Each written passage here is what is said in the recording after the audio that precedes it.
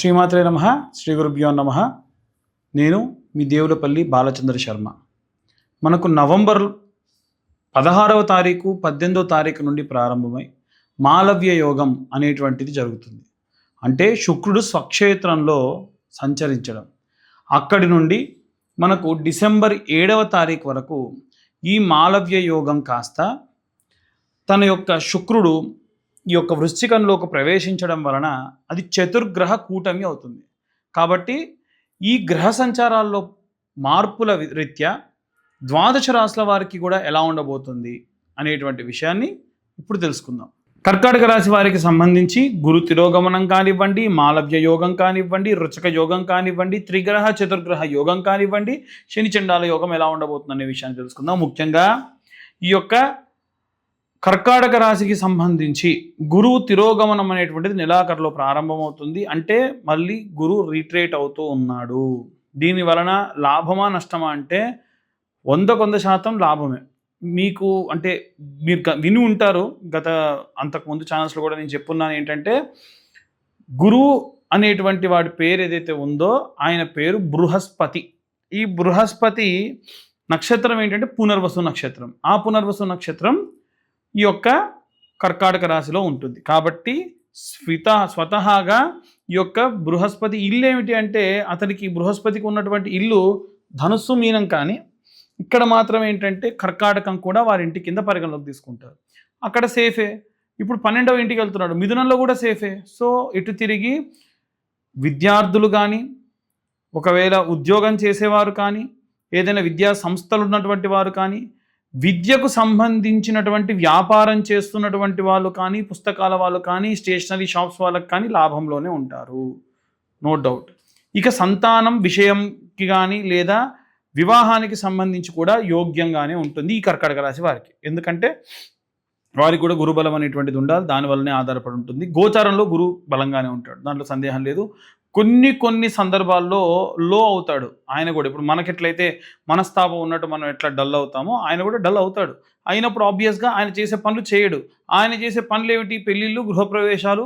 So లోన్లు apply చేసుకుంటే కొన్ని సందర్భాల్లో, ఇప్పుడు నెలాఖరులో ఈ శుక్రుడు ఎప్పుడైతే ఈ యొక్క వృశ్చికంలోకి వస్తూ ఉన్నాడో ఆ సమయంలోనే గురువు కూడా తిరోగమనం ప్రారంభమైనప్పుడు ఆ మధ్య కాలంలో ఒక 3-4 రోజులు, ఉదాహరణకు చెప్పాలంటే డిసెంబర్ 5 నుంచి 8, 9, 10 రోజులలో మాత్రం అంత క్షేమంగా ఉండడు. సో ఆ విషయంలో మాత్రం కొంచెం జాగ్రత్తగా ఉండాలి.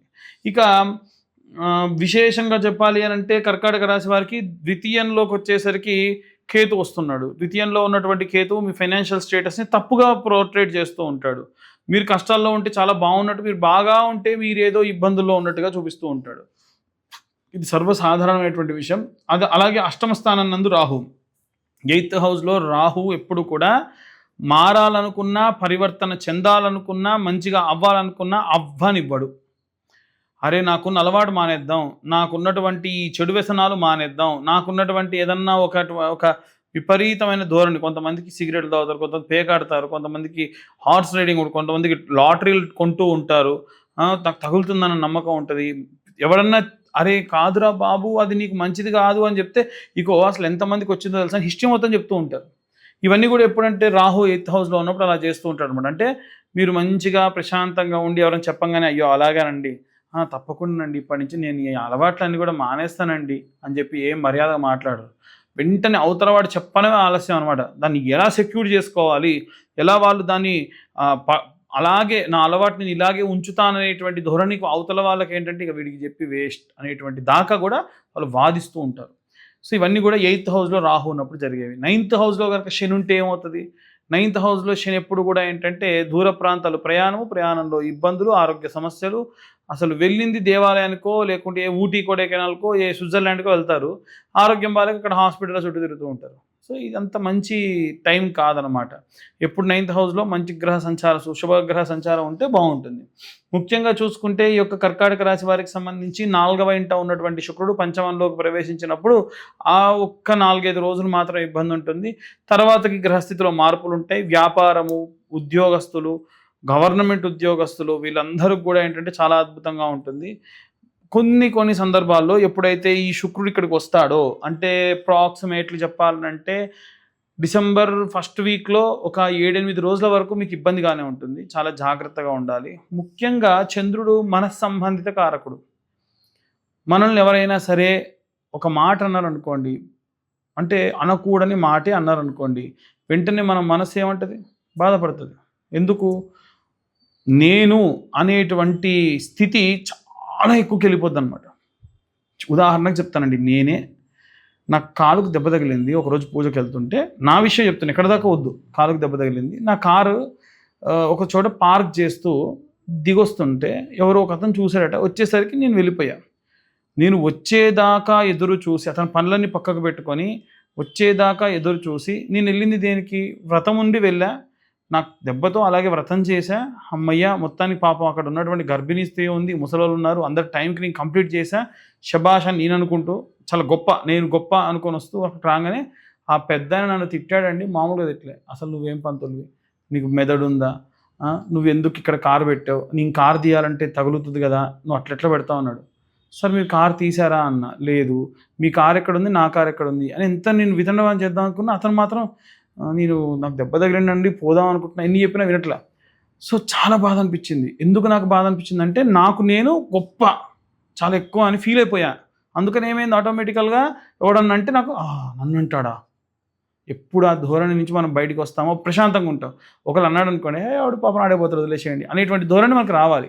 అది కర్కాటక రాశి వారి దగ్గర ఎక్కువ ఉంటుంది. అందుకే ఆ రాశిలో ఉన్న వాళ్ళు డాక్టర్స్ ఉంటారు, సైంటిస్టులు ఉంటారు, పెద్ద పెద్ద ఫార్మస్యూటికల్ కంపెనీస్లో పనిచేసే వాళ్ళు ఉంటారు. సో చూడండి, వాళ్ళు ఎప్పుడు కూడా ఏంటంటే ప్రశాంతంగా ఉంటారు. ఎవడన్నా ఏదన్నా అన్నాడు అనుకోండి, పోనీ అని అంటారు. ఆ పోనీ అనేటువంటిది చాలా చిన్న విషయం, కానీ చాలా గొప్ప స్థాయికి తీసుకెళ్తుంది మనిషిని. అలా ఉండాలి అనేటువంటిది నా ఉద్దేశం. సో ఇవన్నీ కూడా ఏంటంటే గోచార రీత్యా చెప్పేటువంటి విషయంలో డీటెయిల్గా జాతకం కావాలనుకున్న వారు మీ పేరు, మీ date of birth, time, place కింద ఉన్న నెంబర్కి వాట్సాప్ చేయండి. డీటెయిల్గా జాతకం గురించి తెలుసుకోవచ్చు. 60-70 పేజీల్లో జాతకం డీటెయిల్గా నేనైతే జాతకం ఇస్తాను. నా దగ్గరే చూయించుకోవాలని లేదు, ఎవరి దగ్గరైనా జాతకం చూయించుకోవచ్చు. కానీ జాతకం మాత్రం డీటెయిల్డ్గా దశలు, అంతర్దశలు, విదశలు, భావచక్రము, అలాగే గోచారము, మీకున్నటువంటి అష్టక వర్గ, ఇవన్నీ కూడా డీటెయిల్గా ఉంటే చాలా అద్భుతంగా దాని గురించి డీటెయిల్గా తెలుసుకోవచ్చు. ఇక అందరూ కూడా ఎలాంటి రెమెడీస్ తీసుకోవాలి, ఏ మంత్రం చదవాలనే విషయాన్ని ఇప్పుడు మనం తెలుసుకుందాం. అందరూ కూడా ఈ రాశి వారికి సంబంధించి పిల్లలు, ఉద్యోగస్తులు, గృహిణులు, సినీ రాజకీయ రంగాల వారు, అలాగే ఎవరైనా సరే అందరూ కూడా ఇప్పుడు నేను చెప్పేటువంటి రెమెడీస్ పాటించండి. మనందరికీ కూడా నవగ్రహాలు ఉంటాయి కదా, ఇంటి దగ్గరలో ఏదైనా దేవాలయం ఉంటే నవగ్రహాలకు వెళ్ళిపోయి ఈ యోగం ఉన్నన్ని రోజులు కూడా ఈ నవగ్రహాల చుట్టూ కూడా ప్రదక్షిణాలు చేయండి. కానీ నేను చెప్పినట్టు చేయండి, ఎలా పడితే అలా కాదు. మొత్తం 27 ప్రదక్షిణాలు చేయాలి ప్రతిరోజు. 21 ప్రదక్షిణాలు సవ్య దిశలో అంటే క్లాక్ వైజ్ డైరెక్షన్లో చేయండి. ఒక 6 ప్రదక్షిణాలు యాంటీ క్లాక్ వైజ్ డైరెక్షన్లో చేయండి. మొత్తం నవగ్రహాల్లో 7 గ్రహాలకి ఒక్కొక్క గ్రహానికి 3 ప్రదక్షిణాలు, 7 ముళ్ళ 21.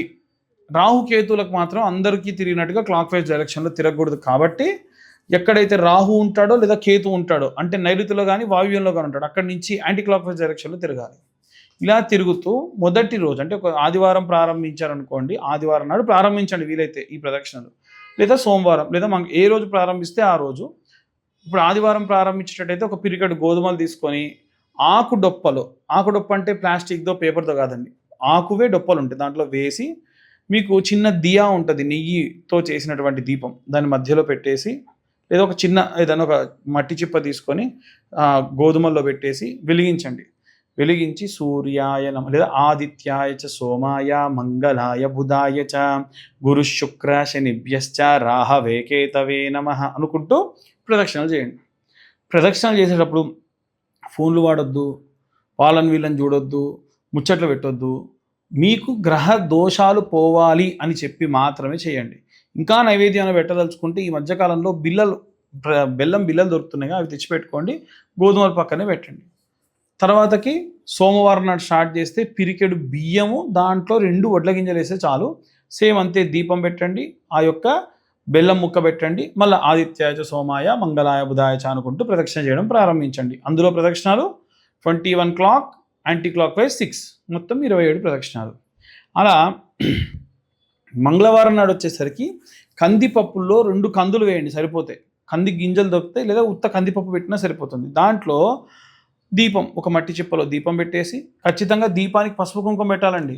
ఇంకోటి, మీరు నవగ్రహాల గుడికి ఎప్పుడు తీసుకెళ్ళినా ఆ పదార్థాలు అక్కడితో అయిపోవాలి తప్ప కొన్ని తీసుకెళ్తా, కొన్ని ఇంటికి తీసుకెళ్తా, ఆహా కుదరదు. మీరు దీపం పెట్టాలనుకుంటే నూనె దీపం పెట్టండి, నెయ్యి దీపం పెట్టండి, కానీ అంత క్వాంటిటీయే తీసుకెళ్ళండి, అంతే క్లోజ్ చేసుకొని తీసుకెళ్ళండి తప్ప మిగిల్చుకొని అక్కడెక్కడో దాచుకోవడమో తిరిగి తీసుకోవడం చేయకూడదు. అలా కందిపప్పు కుజుడికి పెట్టేసి అక్కడ బెల్లం ముక్క పెట్టేసి ఆదిత్యాయచ సోమాయ మంగళాయ బుధాయచ 21 ప్రదక్షిణల క్లాక్, యాంటీ క్లాక్ వైజ్ 6. అలా బుధుడి దగ్గరికి వెళ్తే పెసర్లు లేదా పెసర పప్పు ఒక ఆకుడొప్పలో వేసి దీపం పెట్టి సేమ్ మళ్ళీ ప్రదక్షిణాలు చేయండి. తర్వాతకి గురుగ్రహం శనగలు లేదా శనగపప్పు ఆకుడొప్పలో వేయండి, దీపం పెట్టండి, ప్రదక్షిణాలు చేయండి.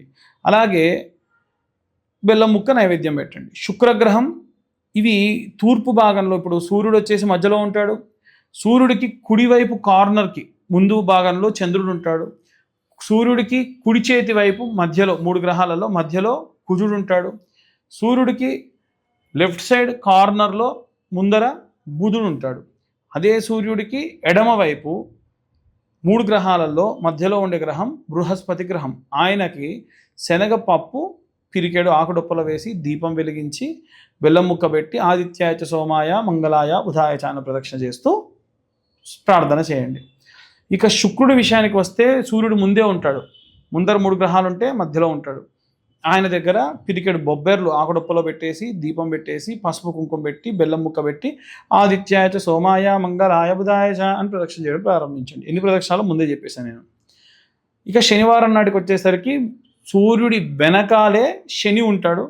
ఆ శని దగ్గర మీరు ఈ యొక్క నువ్వులు, నల్ల నువ్వులు ఆకుడొప్పలో వేసి చిన్న దీపం ఒకటి మట్టి చిప్పలో ఆ నువ్వుల పైన పెట్టండి. ఎందుకంటే మీ ధాన్యం, మీ ప్రసాదం, మీ దీపం అనేటువంటి భావన ఉంటుంది మీకు కూడా. తర్వాతకి ఎవరైనా తీసి పక్క పెట్టినా పట్టించుకోకండి, పెట్టేసేయండి, ఏం పర్లేదు. అలా పెట్టేసి పసుపు కుంకుమ పెట్టి ప్రదక్షిణ చేయడం ప్రారంభించండి. ఇక రాహుకేతువుల విషయానికి వస్తే అయితే మంగళవారం నాడు చేయండి, లేకుంటే ఆదివారం నాడు చేయండి. రాహువుకు గాను కేతువుకు కానీ మంగళవారం నాడు చేస్తే రాహువుకి పిరికెడు నల్ల మినుములు లేదా మినప్పప్పు ఒక ఆకుడొప్పలో వేసి, అలాగే దానిపైన దీపం, దానిపైనే కాస్త పసుపు కుంకుమ బెల్లం పెట్టి యాంటీ క్లాక్ వైజ్ డైరెక్షన్లో ఈ యొక్క వీరికి ప్రారంభించినప్పుడు యాంటీ క్లాక్ వైజ్ డైరెక్షన్లో ముందు 6 చేసి తర్వాతకి 21 చేయండి. అలాగే ఈ యొక్క కేతువుకు చేసినా సరే అంతే అన్నమాట. సో లేదు మంగళవారం నాడు కుజుడితో పాటు రాహువుకు చేసేయండి, ఆదివారం నాడు సూర్యుడితో పాటు కేతువుకు చేసేయండి. అప్పుడు క్లాక్ వైజ్ డైరెక్షన్లో 21, తర్వాతకి యాంటీ క్లాక్ వైజ్ డైరెక్షన్లో 6.